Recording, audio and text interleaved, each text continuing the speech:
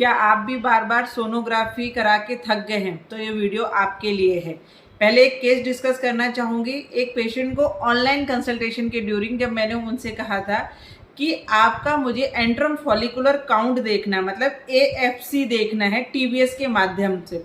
तो ये पेशेंट मेरे से दूर थी, कटनी में थी, तो इन्होंने सबसे पहले एक गवर्नमेंट हॉस्पिटल में जाके सोनोग्राफी कराई जिसमें कुछ भी चीज़ें क्लियर नहीं थी। फिर इनसे ये कहा गया कि मैडम आप सही से जानकारी नहीं मिली है हमें इस वीडियो सोनोग्राफी में।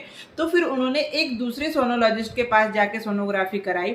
उसमें भी उन्होंने कोई जानकारी नहीं दी, सिर्फ फॉलिकुलर के बारे में कोई बात नहीं की, सिर्फ ओवरीज का साइज लिख के दे दिया। जबकि ये पेशेंट थी लो AMH की। इसमें हम ये जानना चाह रहे थे कि एंट्रम फॉलिकुलर काउंट इनको कितना है, मतलब कितने नंबर ऑफ फॉलिकल्स इनके पास है। उसमें भी कोई जानकारी नहीं मिली। तो एक सेम डे में पेशेंट ने तीसरी जगह जहाँ पे सोनोग्राफी कराई, तो उस सोनोग्राफी की फाइंडिंग में हमें पता चला कि जो उनके एंट्रम फॉलिकुलर काउंट है वो कम है, लेकिन स्टिल उनके पास जो है सोनोग्राफी में फॉलिकल्स हैं जिनके माध्यम से हम आगे बढ़ सकते हैं। और एक छोटा सा फाइब्राइड भी है, इंट्रामुलर फाइब्राइड है, एंड माइल्ड लेफ्ट साइड हाइड्रोसेल्फिंग्स है। तो ये सारा वीडियो मैं क्यों बना रही हूँ, इसके पीछे का पर्पज ये है कि जब आप सोनोग्राफी कराने जाते हैं तो उसमें आपको TBS अगर लिखा जाता है कि ट्रांस वेजाइनल सोनोग्राफी करानी है, तो आपको आपके सोनोलॉजिस्ट से बात करनी है जो सोनोग्राफी करे कि मैडम ने अगर TBS लिखा है तो आप TBS ही करिए, क्योंकि जब प्रोब वजाइना के थ्रू जाता है तो उससे ओवरीज का विजन बहुत अच्छा रहता है। उसमें फॉलिकल्स कितनी टाइनी फॉलिकल्स हैं हमें वो दिखती हैं। उसके साथ साथ हमारे जो ओवरीज हैं उनकी PSV कितनी है वो पता चलती है। हमारे यूट्रस में कोई फाइब्राइड तो नहीं है, हमें वो पता चलते हैं। अगर फाइब्राइड जो है सब म्यूकोजल रहते हैं या सब सीरस रहते हैं वो भी बहुत अच्छे से पता चलते हैं। उसके अलावा जो एंडोमेट्रियम है वो भी आपको देखना है कि आपकी एंडोमेट्रियम लाइनिंग कितने mm की है। और ये सोनोग्राफी हम पीरियड्स के कौन से दिन करा रहे हैं। अगर हमें एंट्रम फॉलिकुलर काउंट देखना है कि हमारे पास फॉलिकल्स कितनी है, तो आपको दूसरे दिन से, मतलब जब ब्लीडिंग स्टार्ट होती है उसके सेकेंड डे से लेके 5th डे तक आप देख सकते हैं कि हमारे पास टाइनी जो फॉलिकल्स है वो कितनी है।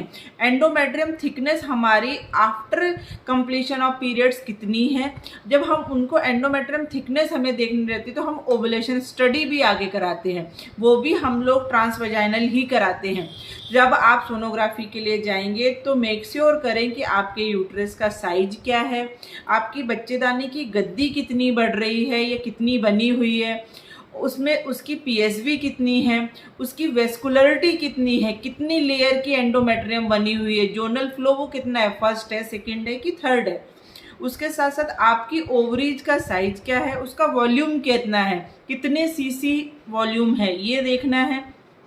बाद में आपको देखना है कि राइट और लेफ्ट जो साइड हमारे ओवरीज की रहती है कहीं कोई वहाँ पे गठान तो नहीं है।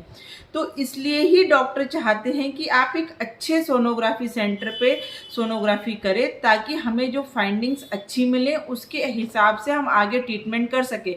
जैसे कि अभी लास्ट केस मैंने डिस्कस करा तो उसमें पेशेंट को कोई भी हाइड्रोसेल्फिंग्स की हिस्ट्री नहीं थी प्रीवियस सोनोग्राफी में, लेकिन जब बहुत अच्छे से सोनोग्राफी करी तो हमें पता चला कि ट्यूब में पानी भरा हुआ है, तो वो इन्फेक्शियस भी हो सकता है। उसके साथ साथ हमें उसके इन्फेक्शन को ख़त्म करने में हेल्प मिली।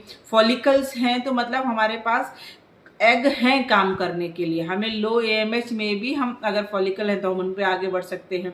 तो इसलिए सोनोग्राफी आपको एक अच्छे सेंटर से करानी हो, जहां आपका डॉक्टर एडवाइस करे वहां से करनी चाहिए। मैम एक सवाल है कि सोनोलॉजिस्ट की रिस्पॉन्सिबिलिटी इनफर्टिलिटी केसेस में कितनी आप मानते हैं? कई बार पेशेंट ऑनलाइन हम लोगों को व्हाट्सएप के माध्यम से अपनी रिपोर्ट शेयर करते हैं और देखने में आता है कि रिपोर्ट में सिर्फ 2 लाइन लिख के एक तरीके से ऐसा लगता है कि किसी ने पीछा छुड़ाया हो। तो उस एक डिटेल्ड सोनोग्राफी रिपोर्ट पेशेंट को मेरे हिसाब से हर सोनोलॉजिस्ट से मांगनी चाहिए। हमारे इस वीडियो का उद्देश्य यही है कि पेशेंट जागरूक हों और वो क्या क्या चीज़ें सोनोग्राफी की रिपोर्ट में होनी चाहिए ये हम आपसे जानना चाहते हैं। सर जैसा कि मैं पहले डिस्कस कर चुकी हूँ, हमें ट्यूब्स देखनी है कि अगर ट्यूब्स वैसे इतने फाइन स्ट्रक्चर रहता है जो कि सोनोग्राफी में नहीं दिखती हैं, अगर उसमें कोई पानी या ब्लड भरा रहेगा तभी वो दिखेंगी। अंडे हमारे फॉलिकल्स कितनी हैं, बाकी हमारी ओवरीज का साइज क्या है, एंडोमेट्रियम कैविटी कैसी है हमारी, कहीं उसमें एडिनोमायोसिस इस तरह की कोई गठाने तो नहीं है, यूट्रस में हमारे फ्लो कैसा है, बच्चेदानी की गद्दी कैसी है, ये सारी चीज़ें देखनी है। और एक सोनोलॉजिस्ट का ये कर्तव्य बनता है क्योंकि उनके हिसाब से बहुत सारे डायग्नोसिस हमारे चेंज हो जाते हैं और लाइन ऑफ ट्रीटमेंट बदल जाता है।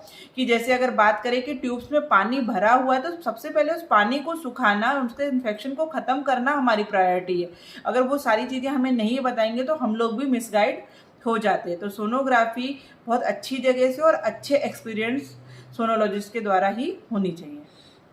ट्रीटमेंट आउटकम में एक अच्छी रिपोर्ट का कितना योगदान हो सकता है, या कई बार कोई ऐसा केस भी आपके जहन में आता हो जहाँ पे रिपोर्ट्स सही नहीं रही हो और बाद में जाके पता चला हो मे बी MRI के माध्यम से कि लाइन ऑफ ट्रीटमेंट हमारा जो था वो हम सही नहीं जा पाए बिकॉज ऑफ सोनोग्राफी रिपोर्ट्स। और कई बार पेशेंट्स ये भी करते हैं कि वो वापस से सोनोग्राफी रिपोर्ट कराने में डिनाई करते हैं खर्चे को लेके समझ के, या फिर वापस से भाग दौड़ को समझ के।